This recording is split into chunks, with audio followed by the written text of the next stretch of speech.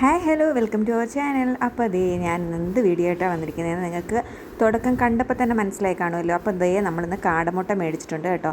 സാധാരണ നമ്മുടെ അടുത്തൊരു വീട്ടിൽ നിന്നാണ് കേട്ടോ കാടമുട്ട മേടിച്ചുകൊണ്ടിരുന്നത്. ഇന്നിപ്പോൾ നമ്മൾ സൂപ്പർ മാർക്കറ്റിൽ നിന്ന് മേടിച്ചതുകൊണ്ടാണ് കേട്ടോ ബോക്സിൽ. അല്ലെങ്കിൽ നമുക്ക് 30 കാടമുട്ട 100 രൂപയ്ക്ക് കിട്ടുന്ന ഒരു സെറ്റപ്പ് ഉണ്ട് കേട്ടോ നമ്മളുടെ അടുത്ത്.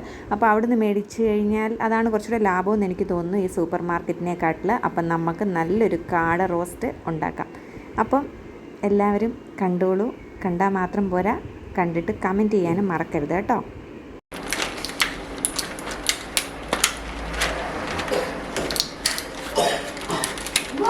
Sello tape ചെയ്തേക്കാണ്.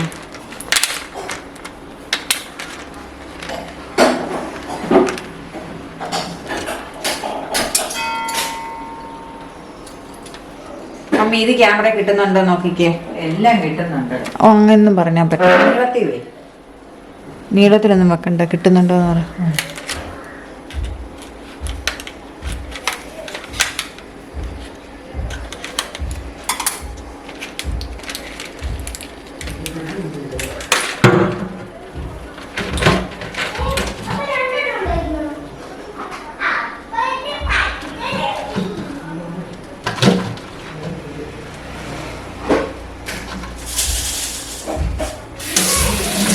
മമ്മിയെ കഴുകുന്നത് കിട്ടുന്നുണ്ടോ?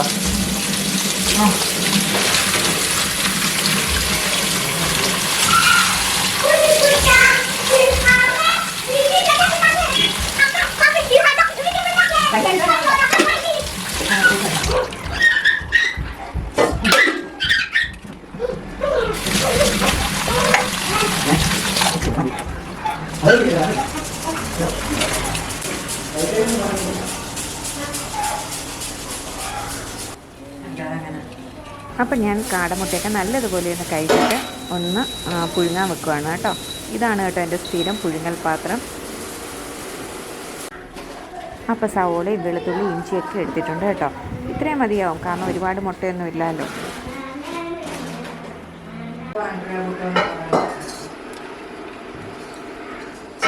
അപ്പോൾ ദേ നമ്മളുടെ മുട്ടയൊക്കെ പുഴുങ്ങി എടുത്തിട്ടുണ്ട് കേട്ടോ. മമ്മി ഒരിത് കൊണ്ടുതരാമോ? പിന്നെ മോള് കഴിക്കുന്ന കാടമുട്ട മോള് കഴിക്കുന്ന ഒരു ബൗള് ഇങ്ങനെ എടുക്കാവോ?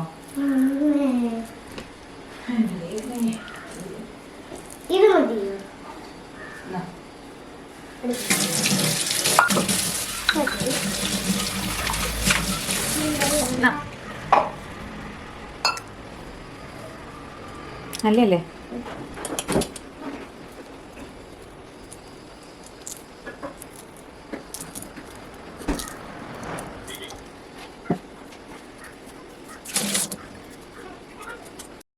എന്നെ സംബന്ധിച്ച് എനിക്ക് കാടമുട്ടേനേക്കാളും താറാമുട്ടേനേക്കാളും കുറച്ചുകൂടെ കൂടുതൽ ഇഷ്ടം നമ്മളുടെ കരിങ്കോഴിയുടെ മുട്ടയില്ലേ, അതാണ് കേട്ടോ എനിക്ക് കുറച്ചുകൂടെ ടേസ്റ്റിയർ ആയിട്ട് തോന്നുന്നത്.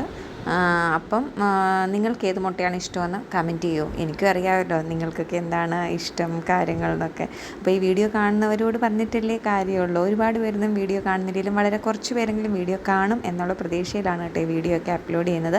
അപ്പം നിങ്ങളും നിങ്ങളുടെ അഭിപ്രായം പറയൂ. നമ്മൾക്ക് അങ്ങോട്ടും ഇങ്ങോട്ടും ഒരു നല്ലൊരു കോൺവെർസേഷനും കാര്യങ്ങളൊക്കെ ആയിട്ട് പോകുന്നത് എനിക്കിഷ്ടമാണ് കേട്ടോ. മറ്റുള്ളവരുടെ കാര്യങ്ങൾ അറിയുക, നല്ല നല്ല കാര്യങ്ങൾ അറിയുക, അങ്ങോട്ടും ഇങ്ങോട്ടും ഡിസ്കസ് ചെയ്യുക. നിങ്ങൾക്കറിയാവുന്നത് എനിക്ക് പറഞ്ഞു തരിക, എനിക്കറിയാവുന്നത് നിങ്ങൾക്ക് പറഞ്ഞു തരിക.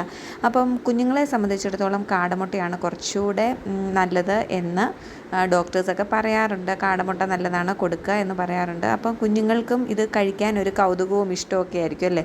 കാരണം ഇത് എന്ന് വെച്ചാൽ കുഞ്ഞു മുട്ടകളാണല്ലോ. അപ്പോൾ പിന്നെ അവർക്ക് ഈ കോഴിമുട്ടയും താറാമുട്ടയൊക്കെ കൊടുക്കുന്നതിനേക്കാളും കുറച്ചുകൂടെ പെറുക്കി കഴിക്കാൻ ഈസി ഇതായിരിക്കും. പിന്നെ അവർക്ക് ഇഷ്ടവും ഇതായിരിക്കും എന്ന് എനിക്ക് തോന്നുന്നു കേട്ടോ.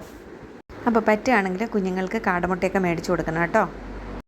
ഞാൻ എൻ്റെ മോളെ പ്രഗ്നൻ്റ് ആയിരുന്ന സമയത്ത് എനിക്ക് കോഴി, ബീഫ് അങ്ങനെയുള്ള ഇറച്ചികളെക്കാളും കൂടുതൽ എനിക്കിഷ്ടം നമ്മളുടെ കാടക്കോഴിയെ ഫ്രൈ ആക്കി കഴിക്കുന്നതായിരുന്നു കേട്ടോ. അതെനിക്ക് ഭയങ്കര ഇഷ്ടമാണ്. അന്നും ഇഷ്ടമാണ്, ഇന്നും ഇഷ്ടമാണ്.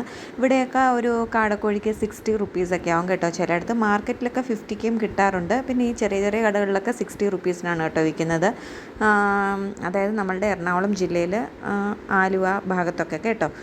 അതേപോലെ പിന്നെ എന്താണ് പറയാൻ, ഈ കുഞ്ഞുങ്ങൾക്കൊക്കെ പൊതുവേ അലർജി സിംറ്റംസ് ഒരു 5 വയസ്സ് വരെയൊക്കെ കാണാൻ ചാൻസ് ഉണ്ട്.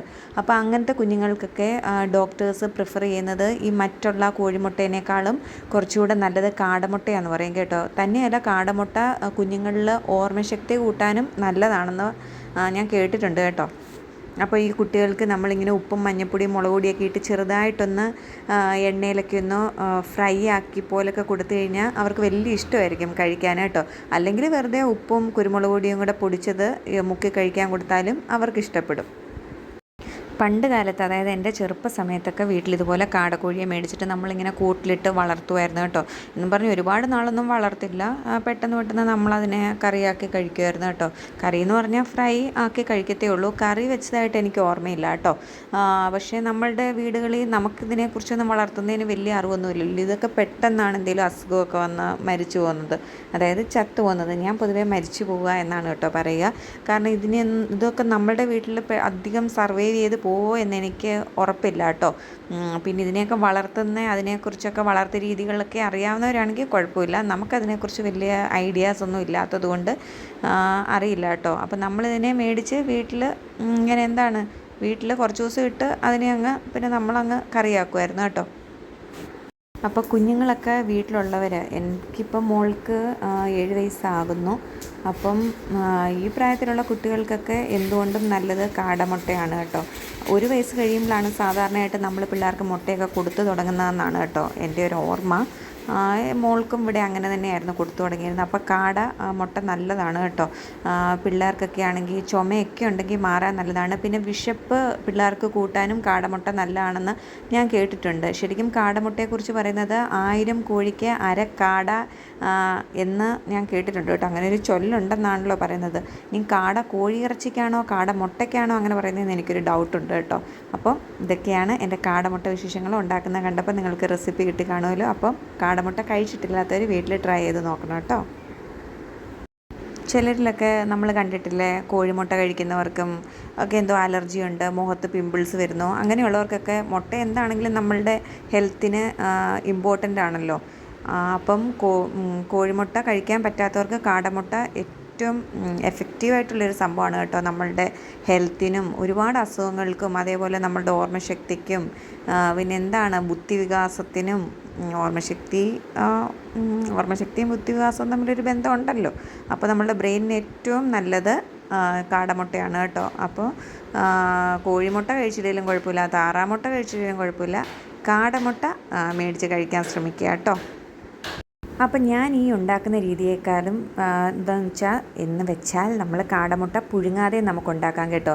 അതായത് നമ്മളിതുപോലെ എണ്ണയൊഴിച്ച് കടുകൊക്കെ പൊട്ടിച്ചിട്ട് വെളുത്തുള്ളിയും ഇഞ്ചിയും സവോളയൊക്കെ വഴറ്റി അതിൻ്റെ ആ പച്ചമണം മാറുമ്പോഴത്തേക്ക് നമ്മൾ ഈ ഉപ്പും മഞ്ഞൾപ്പൊടിയും മുളക് പൊടിയും ഗരം മസാലയൊക്കെ ഇട്ട് വഴറ്റില്ലേ, എന്നിട്ട് കുറച്ച് വെള്ളമോടൊന്ന് ഒഴിച്ചിട്ട് ഒരു കുറുകിയ പരുവത്തിൽ ഗ്രേവി ആക്കിയതിന് ശേഷം നമ്മൾ ഈ മുട്ട പുഴുങ്ങി റോസ്റ്റ് ചെയ്ത് കഴിക്കുന്നത് ഇഷ്ടമില്ലാത്തവർക്ക് വേണ്ടിയിട്ടാണ് കേട്ടോ ഞാൻ ഈ പറയുന്നത്.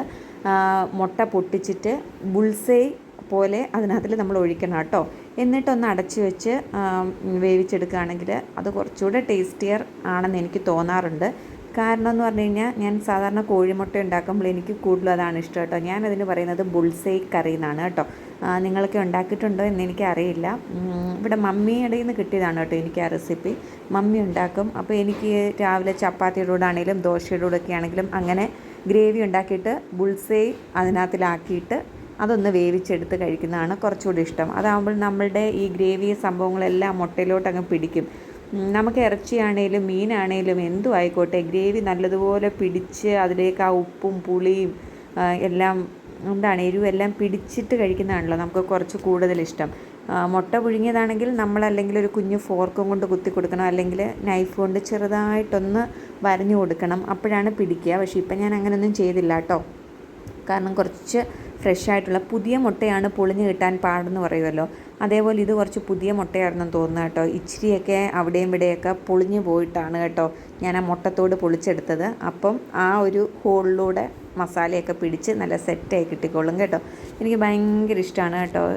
ഇപ്പോൾ അസിഡിറ്റിയൊക്കെ ഉള്ളവർക്കാണെങ്കിൽ കൂടുതലും മറ്റുള്ള ഒന്നും കഴിക്കാൻ പറ്റാത്തവരുടെ അവസ്ഥയാണ്. പക്ഷേ എന്നും നമുക്ക് കഴിക്കാൻ പറ്റില്ലെങ്കിലും മുട്ട മുട്ട കൂട്ടി നമ്മൾ ചോറുണ്ട് കഴിഞ്ഞാൽ അസിഡിറ്റി ഉള്ളവർക്ക് ചെറിയൊരു കുറവ് കാരണം ഇത് ഞാൻ പറയാൻ കാരണം എന്ന് വെച്ച് കഴിഞ്ഞാൽ അസിഡിറ്റിയൊക്കെ ഭയങ്കര ഹൈ ആയിട്ടിരിക്കുന്നവർക്ക് മുട്ടയും ചോറും മാത്രം കഴിക്കുമ്പോൾ ഒരു ആശ്വാസം കിട്ടാറുണ്ട്. കാരണം എനിക്കുള്ളത് കൊണ്ട് എനിക്കറിയാം കേട്ടോ. അപ്പോൾ ഒരുപാട് മസാലയും സ്പൈസസും ഒന്നും ഇല്ലാതെ കുറച്ച് എരിവ് മാത്രമൊക്കെ ഇട്ട് ഈ മുട്ട നമ്മളിതുപോലെ ഒരു റോസ്റ്റ് പോലൊക്കെ കഴിക്കുകയാണെങ്കിൽ നമുക്ക് കഴിക്കാനും ഒരു സുഖമാണ്.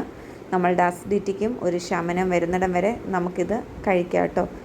മുട്ട നല്ല ഒരു ഐഡിയ ആണ്. ഇറച്ചിയും മീനും ഒക്കെ നമുക്ക് കുറച്ച് ദിവസത്തേക്ക് അസിഡിറ്റിയൊക്കെ വരുന്ന സമയം നമ്മൾ ഒഴിവാക്കില്ല, ആ സമയത്തെ കാര്യമാണ് കേട്ടോ പറഞ്ഞത്.